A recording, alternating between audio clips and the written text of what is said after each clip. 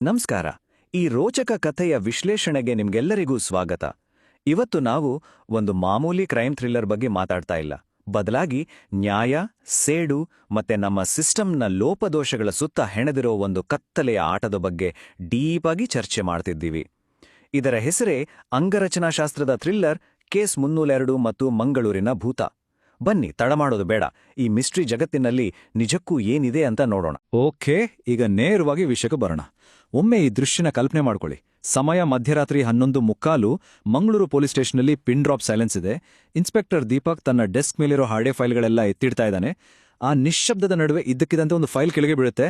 ಅದನ್ನ ತೆಗೆದು ನೋಡಿದ್ರೆ ಅದರಲ್ಲೊಂದು ಸಾಲು ಬರ್ತಿದೆ: ನಾನು ಇನ್ನೂ ಜೀವಂತ ಇದ್ದೇನೆ. ಜಸ್ಟ್ ಯೋಚನೆ ಮಾಡಿ, ಈ ಒಂದೇ ಒಂದು ವಾಕ್ಯ ಇಡೀ ಕಥೆಯ ಡೈರೆಕ್ಷನ್ನನ್ನೇ ಹೆಂಗ್ ಚೇಂಜ್ ಮಾಡ್ತಲ್ವಾ? 1ನೇ ವಿಭಾಗ, ಮುಚ್ಚಲಾದ ಕೇಸ್ 302. ಹೌದು, ಅಪರಾಧಿ ಸಿಕ್ಕಿಲ್ಲ ಅಂತ ಅಫಿಷಿಯಲ್ ಆಗಿ ಕ್ಲೋಸ್ ಆಗಿದ್ದ ಸೂರಜ್ ಹತ್ಯೆ ಪ್ರಕರಣದ ಈ ಫೈಲ್ನಿಂದಾನೇ ಅಸಲಿ ಆಟ ಶುರುವಾಗೋದು. ಇಲ್ಲಿ ಎಂತಹ ಆಘಾತಕಾರಿ ವಿಷಯ ಇದೆ ಅಂತ ನೀವೇ ಗಮನಿಸಿ. ಒಂದು ಕಡೆ ಸರ್ಕಾರದ ಅಧಿಕೃತ ದಾಖಲೆ ಸ್ಪಷ್ಟವಾಗಿ ಹೇಳ್ತದೆ ಸೂರಜ್ ಸತ್ತು 3 ವರ್ಷಗಳಾಗಿವೆ, ಕೇಸ್ ಕ್ಲೋಸ್ಡ್ ಅಂತ. ಆದ್ರೆ ಅದೇ 3 ವರ್ಷದ ಹಳೆ ಫೈಲ್ನೊಳಗೆ ಹೊಸದಾಗಿ ಕೈಯಾರೆ ಬರ್ದಿರೋ ಚೀಟಿ ಸಿಕ್ಕಿದೆ: ನಾನು ಇನ್ನೂ ಜೀವಂತ ಇದ್ದೇನೆ ಅಂತ. ಇನ್ಸ್ಪೆಕ್ಟರ್ ದೀಪಕ್ಗೆ ಇದನ್ನೋಡಿ ಅಕ್ಷರಶಃ ಶಾಕ್ ಆಗುತ್ತೆ. ಲಾಜಿಕ್ ಆಗಿ ಯೋಚನೆ ಮಾಡಿ, ಸತ್ತಿರೋ ವ್ಯಕ್ತಿ ಪೊಲೀಸ್ ಸ್ಟೇಷನ್ಗೆ ಬಂದು ಈ ಥರ ಚೀಟಿ ಬರೆಯಕ್ಕೆ ಹೇಗ್ತಾನೆ ಸಾಧ್ಯ? 2ನೇ ವಿಭಾಗ, ತಾಯಿಯ ಗುಟ್ಟು. ಈ ಇನ್ವೆಸ್ಟಿಗೇಷನ್ನಲ್ಲಿ ನಿಜಕ್ಕೂ ಇಂಟ್ರೆಸ್ಟಿಂಗ್ ಆಗಿರೋ ವಿಷಯ ಏನಪ್ಪಾ ಅಂದ್ರೆ, ಮಾರನೇ ದಿನ ದೀಪಕ್ ಸೂರಜನ ತಾಯಿಯನ್ನ ಭೇಟಿ ಮಾಡಿದಾಗ ನಡೆಯುವ ಆ ಘಟನೆ. ಆ ತಾಯಿಯ ಮಾತುಗಳನ್ನೊಮ್ಮೆ ಗಮನಿಸಿ. ನನ್ನ ಮಗ ಸತ್ತಿದ್ದಾನೆ ಸರ್ ಅಂತ ಕಣ್ಣೀರ್ ಹಾಕ್ತಾಳೆ. ಆದ್ರೆ ಆ ಮನೆಯ ವಾಸ್ತವವೇ ಬೇರೆ ಇದೆ. ಮನೆಯ ಗೋಡೆಯ ಮೇಲೆಲ್ಲ ಸೂರಜ್ನ ಇತ್ತೀಚಿನ ಅಂದ್ರೆ ಹೊಸ ಫೋಟೋಗಳು ರಾರಾಜಿಸ್ತಾ ಇವೆ. ಮಗ 3 ವರ್ಷದ ಹಿಂದೆಯೇ ಸತ್ತೋಗಿದ್ರೆ ಈ ಹೊಸ ಫೋಟೋಗಳು ಗೋಡೆ ಮೇಲೆ ಬರೋಕೆ ಹೇಗ್ ಸಾಧ್ಯ? ಇದೊಂದು ದೊಡ್ಡ ವಿರೋಧಾಭಾಸ ಅಲ್ವಾ? ನಮಗೂ ನಿಮ್ಗೂ ಬರುವ ಅದೇ ಪ್ರಶ್ನೆ ಇಲ್ಲೂ ಬರುತ್ತೆ. ಸೂರಜ್ ಸತ್ತಿದ್ರೆ ಆ ಫೋಟೋಗಳನ್ನ ಅಪ್ಡೇಟ್ ಮಾಡಿದ್ಯಾರು? ದೀಪಕ್ ಸ್ವಲ್ಪ ಕಟ್ಟುನಿಟ್ಟಾಗಿ ಇದೇ ಪ್ರಶ್ನೆ ಕೇಳಿದಾಗ ಆ ತಾಯಿ ನಡುಕ್ತಾ ಒಂದು ಭಯಾನಕ ಸತ್ಯನ ಬಾಯ್ಬಿಡ್ತಾಳೆ: ಅವನು ಕೆಲವೊಮ್ಮೆ ರಾತ್ರಿ ಹೊತ್ತು ಬರ್ತಾನೆ ಅಂತ. ಈ ಮಾತು ಕೇಳಿದ ತಕ್ಷಣ ದೀಪಕ್ಗೆ ಮೈ ಜುಮ್ಮನ್ನುತ್ತೆ. ಸತ್ತ ವ್ಯಕ್ತಿ ರಾತ್ರಿ ಹೊತ್ತು ಮನೆಗ್ ಬರೋದು ಅಂದ್ರೆ ಏನರ್ಥ? 3ನೇ ವಿಭಾಗ, ಮಧ್ಯರಾತ್ರಿಯ ಮುಖಾಮುಖಿ. ಅಂದು ರಾತ್ರಿ ಸೂರಜ್ ಮನೆಯ ಹೊರಗೆ ಕತ್ತಲಲ್ಲಿ ಕಾಯ್ತಾ ಇರೋ ದೀಪಕ್ಗೆ ಎದುರಾಗೋದು ನಿಜವಾದ ಭೂತಾನ ಅಥವಾ ಬೇರೇನಾದ್ರೂ ರಹಸ್ಯನಾ? ಅಂದು ರಾತ್ರಿ ನಡೆದ ಘಟನೆಗಳನ್ನ ಒಮ್ಮೆ ಸ್ಟೆಪ್ ಬೈ ಸ್ಟೆಪ್ ನೋಡೋಣ. ಕರೆಕ್ಟಾಗಿ ಮಧ್ಯರಾತ್ರಿ 12:30 ಮನೆಯ ಬಾಗಿಲತ್ರ ಒಂದು ನೆರಳು ಕಾಣಿಸುತ್ತೆ. ಯಾರೋ ಒಬ್ಬ ಯುವಕ ಒಳಗೆ ಹೋಗ್ತಾನೆ. ತಕ್ಷಣ ಅಲರ್ಟ್ ಆದ ದೀಪಕ್ ಆತನನ್ನ ಬೆನ್ನಟ್ಟಿ ಮನೆಯೊಳಗೆ ನುಗ್ಗುತ್ತಾನೆ. ಆದರೆ ಆಶ್ಚರ್ಯ ಅಂದ್ರೆ, ಒಳಗಿನ ಕೋಣೆ ಸಂಪೂರ್ಣ ಖಾಲಿ, ಅಲ್ಲಿ ಯಾರೂ ಇರಲ್ಲ. ಅಷ್ಟ್ರಲ್ಲೇ ಹಿಂದಿನಿಂದ ಒಂದು ಧ್ವನಿ ಕೇಳಿಸುತ್ತೆ: ನನ್ನನ್ನ ಹುಡುಕ್ತಿದ್ದೀರಾ ಅಂತ. ದೀಪಕ್ ಬೆಚ್ಚಿ ಬಿದ್ದು ತಿರುಗಿ ನೋಡಿದ್ರೆ ಅಲ್ಲಿ ನಿಂತಿರೋದು ಬೇರೆ ಯಾರೂ ಅಲ್ಲ, ಖುದ್ ಸೂರಜ್. ಸತ್ತೋಗಿದ್ದಾನೆ ಅಂತ ಅಂದುಕೊಂಡಿದ್ದ ಅದೇ ಯುವಕ ಈಗ ಕಣ್ಮುಂದೆ ಜೀವಂತವಾಗಿ ನಿಂತಿದ್ದಾನೆ. ನೀನು ಬದುಕಿದ್ಯಾ? ಹಾಗಾದ್ರೆ ಆ ಕೇಸ್ ಏನೋ ಅಂತ ದೀಪಕ್ ಫುಲ್ ಕನ್ಫ್ಯೂಸ್ ಆಗಿ ಕೇಳ್ತಾನೆ. ಆಗ ಸೂರಜ್ ಒಂದು ನಗು ನಗ್ತಾ ಹೇಳ್ತಾನೆ: ನನ್ನನ್ನ ಕೊಂದೋರು ಇನ್ನೂ ಹೊರಗಿದ್ದಾರೆ. ಈ ಒಂದು ಡೈಲಾಗ್ ಕಥೆಯನ್ನ ಕೇವಲ ಒಂದು ಮಿಸ್ಟ್ರಿಯಿಂದ ಒಂದು ಹೈ ವೋಲ್ಟೇಜ್ ರಿವೆಂಜ್ ಸ್ಟೋರಿಯಾಗಿ ಅದ್ಭುತವಾಗಿ ಟರ್ನ್ ಮಾಡುತ್ತೆ. ಹಾಗಾದ್ರೆ ಆ ನಿಜವಾದ ಕೊಲೆಗಡುಕರು ಯಾರು? 3 ವರ್ಷದ ಹಿಂದೆ ಆತನ ಮೇಲೆ ಅಟ್ಯಾಕ್ ಮಾಡಿಸಿದ್ದು ಯಾರು?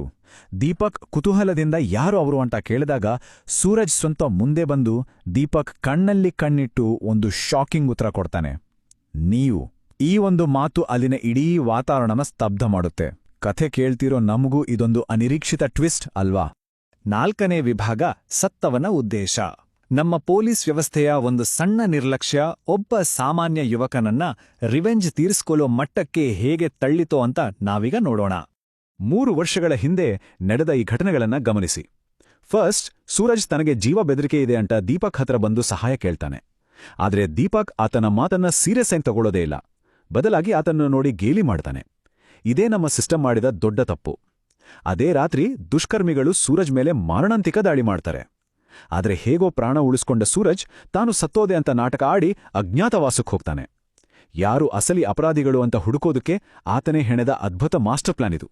ಸೂರಜ್ನ ಒಳಗಿದ್ದ ಕೋಪ ಈ ಮಾತುಗಳಲ್ಲಿ ಎಷ್ಟು ಸ್ಟ್ರಾಂಗ್ ಆಗಿ ಹೊರಬರುತ್ತಲ್ವಾ: ನೀವು ನನ್ನನ್ನ ರಕ್ಷಿಸಬೇಕಾಗಿತ್ತು, ಆದ್ರೆ ನೀವು ನನ್ನನ್ನ ಕೊಂದವರಿಗಿಂತ ಕೆಟ್ಟವರು. ರಕ್ಷಣೆ ಮಾಡಬೇಕಾದವರೇ ತಮ್ಮ ಡ್ಯೂಟಿ ಮರೆತಾಗ ಅವರು ಅಪರಾಧಿಗಳಿಗಿಂತಲೂ ಕ್ರೂರವಾಗಿ ಕಾಣಿಸ್ತಾರೆ ಅನ್ನೋದನ್ನ ಈ ಸೀನ್ ನಮ್ಮ ಮುಂದಿಡುತ್ತೆ. ಇದರಲ್ಲಿ ಯಾವುದೇ ಒಂದು ಸೈಡ್ ತಗೊಳ್ಳೋದಕ್ಕಿಂತ ಆ ಸಿಸ್ಟಮ್ನ ಫೇಲ್ಯೂರ್ ಎದ್ದು ಕಾಣಿಸುತ್ತೆ. ಆ ಮಾತು ಮುಗಿಯುತ್ತಿದ್ದಂತೆಯೇ ದಿಢೀರಂತ ಇಡೀ ಮನೆಯ ಕರೆಂಟ್ ಹೋಗುತ್ತೆ. ಕಗ್ಗತ್ತಲು. ಯಾರಿಗೂ ಏನಾಗ್ತಿದೆ ಅಂತ ಅರ್ಥ ಆಗೋ ಮುನ್ನವೇ ಕಂಡು ಮಿಟುಕಿಸೋ ವೇಗದಲ್ಲಿ ಘಟನೆಗಳು ನಡೆದೋಗ್ತವೆ. ಇದ್ದಕ್ಕಿದ್ದಂತೆ ಒಂದು ದೊಡ್ಡ ಸದ್ದು. ಗನ್ಫೈರ್ ಆದ ಆ ಕಿವುಡುಗೊಳಿಸೋ ಶಬ್ದ ಇಡೀ ಮನೆಯಲ್ಲಿ ಪ್ರತಿಧ್ವನಿಸುತ್ತೆ. 5ನೇ ವಿಭಾಗ ಕೇಸ್ 303 ಆರಂಭ.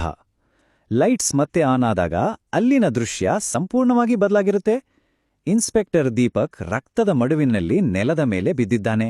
ಆತನ ಎದೆಗೆ ಗುಂಡು ಹಾರಿದೆ. ಪಕ್ಕದಲ್ಲೇ ಕೈಯಲ್ಲಿ ಗನ್ ಹಿಡಿದು ಸೂರಜ್ ನಿಂತಿದ್ದಾನೆ.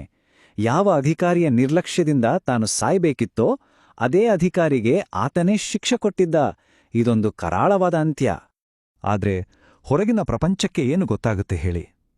ಮರುದಿನದ ನ್ಯೂಸ್ ಪೇಪರ್ ಮತ್ತೆ ಟಿವಿ ಚಾನೆಲ್ಗಳು ಇನ್ಸ್ಪೆಕ್ಟರ್ ದೀಪಕ್ ಆತ್ಮಹತ್ಯೆ ಮಾಡ್ಕೊಂಡಿದ್ದಾರಂತ ಬ್ರೇಕಿಂಗ್ ನ್ಯೂಸ್ ಕೊಡ್ತವೆ. ಆದ್ರೆ ನಮಗೆ ಗೊತ್ತಿರುವ ಘೋರ ಸತ್ಯ ಏನು? ತಾನು ನಿರ್ಲಕ್ಷ್ಯ ಮಾಡಿದ ಸಂತ್ರಸ್ತನಿಂದಲೇ ಆತ ಕೊಲೆಯಾಗಿದ್ದಾನೆ ಅನ್ನೋದು. ಅಧಿಕೃತ ರಿಪೋರ್ಟ್ ಮತ್ತೆ ನೈಜ ವಾಸ್ತವದ ನಡುವೆ ಎಂಥ ದೊಡ್ಡ ಕಂದಕ ಇದೆ ಅಂತ ಇದು ನಮಗೆ ಅರ್ಥ ಮಾಡಿಸುತ್ತೆ. ಈ ರೋಚಕ ಕಥೆ ಇಲ್ಲಿಗೆ ಎಂಡ್ ಆಗಲ್ಲ.